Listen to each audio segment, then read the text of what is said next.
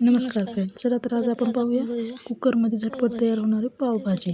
त्यासाठी लागणारे साहित्य: फुलकोबी, गाजर, बीट, शिमला मिरची, बटाटा, टोमॅटो हे सर्व चिरून घेऊन कुकरमध्ये शिजायचं.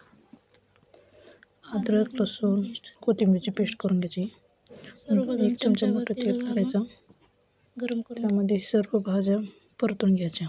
त्याचा कच्चापणा जाईपर्यंत मिक्स करायचं. 2 मिनिटं परतायचं मध्ये परत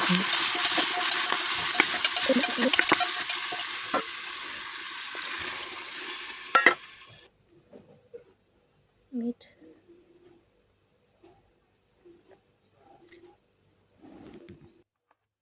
थोडासा पावभाजी मसाला,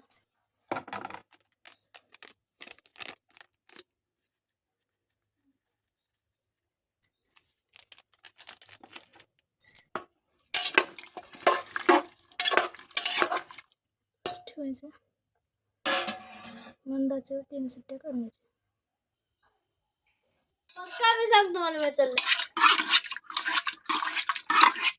3 शिट्ट्या मॅश करून घ्यायच्या. पळीच्या साह्याने असं बारीक करून घ्यायचं. पाव नाही फोडणीसाठी तेल, जिरे, कांदा लाल होईपर्यंत परतून घ्यायचा.